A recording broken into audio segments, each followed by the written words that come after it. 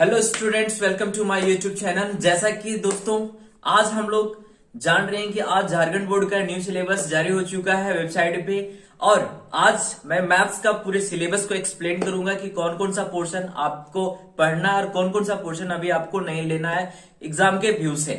ठीक है, तो बिना देर के हुए हम लोग आगे चलते हैं। लेकिन उससे पहले अगर आप हमारे चैनल पे नए हैं तो पहले चैनल को सब्सक्राइब कर लें और बेल आइकन को भी ऑन कर लें। हम लोग बात कर लेते हैं कि कौन कौन सा पोर्शन हमारा डिलीट हुआ है मैथ्स में। नहीं तो आज बात करते हैं हम लोग क्लास 12th के बारे में कि क्लास 12th के कौन कौन सा चैप्टर में कौन कौन सा टॉपिक को वो डिलीट किया है।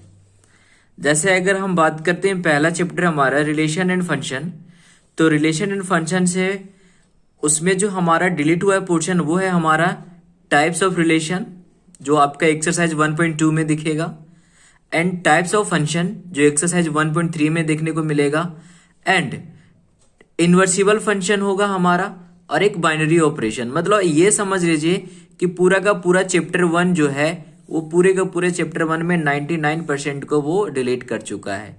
तो निश्चिंत रहिए, चैप्टर 1 को आपको ज्यादा फोकस नहीं करना है।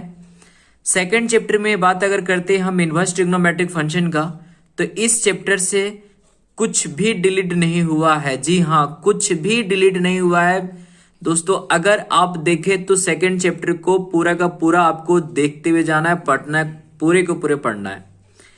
तीसरा चैप्टर का अगर हम बात करते हैं मैट्रिसेस का, तो मैट्रिसेस में हमारा 3.7 जो हमारा एलिमेंट्री ऑपरेशन है जिसको हम लोग ट्रांसफॉर्मेशन कहते हैं, ये एलिमेंट्री ऑपरेशन जो है वो रिमूव कर दिया गया है। और ये वाकई में ये टॉपिक बहुत थोड़ा सा बच्चों के लिए टफ था, तो ये हटा दिया। बहुत अच्छी बात है आप लोग के लिए, बहुत बहुत बधाई हो कि इस टॉपिक को आपको नहीं पढ़ना पड़ेगा। इसके बाद 3.8 हमारा इन्वर्सिबल मैट्रिसेस है, ये पोर्शन को भी रिमूव कर दिया गया है ना। तो अगले चैप्टर की ओर अगर चले हम, जैसे कि डिटर्मिनेंट, तो डिटर्मिनेंट में मात्र एक टॉपिक को रिमूव किया है और वो टॉपिक है हमारा एरिया ऑफ ट्रायंगल है। वैसे भी एरिया ऑफ ट्रायंगल कोई काम का चीज है नहीं आगे, इसीलिए इस टॉपिक को यहां से वो रिमूव कर दिया है। चैप्टर 5 का बात करते हैं अगर हम, तो कंटिन्यूटी एंड डिफरेंशिएबिलिटी का। जी दोस्तों, कंटिन्यूटी से कुछ भी टर्म नहीं हटाया है। कंटिन्यूटी से आपका क्वेश्चन आएगा ही आएगा। बस हटा है तो हमारा डेरिवेटिव का एक पोर्शन हटा है, वो भी derivative of function in parametric form हटाया है। जी, ये पोर्शन को आपको नहीं फोकस करना है, बाकी सारे टॉपिक को आपको लेकर के चलना डिफरेंशिएशन में। और साथ ही साथ ये टॉपिक मीन वैल्यू थ्योरम, ये भी पोर्शन को डिलीट कर दिया गया है। तो डिफरेंशिएशन में ये दोनों टॉपिक को छोड़ करके बाकी सारे टॉपिक आप पढ़ेंगे। 6 चैप्टर का अगर हम बात करते हैं एप्लीकेशन ऑफ डेरिवेटिव का, तो इसमें से पहला जो टॉपिक हटा है आपका वो टेंजेंट एंड नॉर्मल टॉपिक हटाया है, जो एक्सरसाइज 6.4 में देखने को मिलेगा आपको। साथ ही साथ अप्रोक्सीमेशन को भी हटा दिया है। ये सारे चीज को इसलिए हटाया है ताकि आगे ये सब सारी चीज का कोई यूज वैसा नहीं है। अगर हम मेन पोर्शन बात करें हम इंटीग्रल का, चैप्टर 7 का, जी दोस्तों इंटीग्रल, इसमें मात्र एक चैप्टर हटाया हमारा, वो हटाया है definite integral as the limit of a sum. ये कुछ अच्छा टॉपिक था, बट ये बहुत लेंदी टॉपिक भी कह सकते हैं एक तरह से, जिसको हटा दिया गया है। और इसमें बहुत सारे बच्चे कंफ्यूज रहते हैं कि लिमिट ऑफ सम कैसे बनता है, तो ये सारे टॉपिक को रिमूव कर दिया गया है। इंटीग्रल में मात्र एक टॉपिक को रिमूव किया है, ये ध्यान दें आप। एक ही टॉपिक रिमूव हुआ है, वो है हमारा limit of a sum, integral as the limit of sum. इसके बाद एक गुड न्यूज आपके लिए है कि एप्लीकेशन ऑफ इंटीग्रल, जिसको हम लोग एरिया बाउंडेड के भी नाम से जानते हैं, ये पूरा का पूरा चैप्टर जो है वो डिलीट कर चुका है।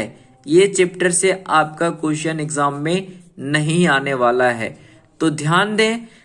और आगे चैप्टर 9 का अगर हम बात करें डिफरेंशियल इक्वेशन का, तो डिफरेंशियल इक्वेशन में जो है पहला आपका जो टॉपिक हटाया है वो है general and particular solution of differential equation, जो 9.3 एक्सरसाइज में आपको देखने को मिलेगा। साथ साथ फॉर्मेशन ऑफ या डिफरेंशियल इक्वेशन को भी हटाया है, होमोजीनियस डिफरेंशियल इक्वेशन भी हटा, और लीनियर डिफरेंशियल इक्वेशन भी हटा हुआ है। मतलब ऑलमोस्ट जो है हमारा 9 चैप्टर जो है वो 80 से 90% पोर्शन को वो डिलीट किया है, थोड़ा सा पोर्शन को डाला है, जो आपके लिए और एग्जाम के व्यू के लिए बहुत ही खुशी की बात है। चैप्टर 10 का अगर हम बात करें वेक्टर अलजेब्रा का, तो वेक्टर अलजेब्रा में जो है पहला पोर्शन हमारा हटाया है वो है टाइप्स ऑफ वेक्टर्स, और सेकेंड हमारा एडिशन ऑफ वेक्टर्स हटाया है। ये कुछ खास टॉपिक है नहीं, बाकी वेक्टर का कॉन्सेप्ट और वेक्टर का इंट्रोडक्शन आपको लेकर कहीं चलना है। टाइप्स ऑफ वेक्टर और एडिशन ऑफ वेक्टर आपके एग्जाम में नहीं पूछे जाने वाले हैं। चैप्टर 11 का अगर हम बात करें दोस्तों, तो 3D ज्योमेट्री से आपका पूरा का पूरा प्लेन पोर्शन हटा दिया है। उसके बाद कोप्लानरिटी ऑफ टू लाइंस हटा दिया है, एंगल बिटवीन टू प्लेन्स हटा दिया है, distance of a point from a plane हटाया है, और साथ साथ आपका एक और टॉपिक हटाया है वो है angle between a line and a plane. यानी कहने का मतलब ये हो जाता है दोस्त कि पूरे का चैप्टर प्लेन से लेकर के इधर का पूरा पोर्शन डिलीट कर चुका है। यानी 11 चैप्टर में भी आप ऑलमोस्ट जो है वो लगभग टॉपिक को वो डिलीट कर चुका है।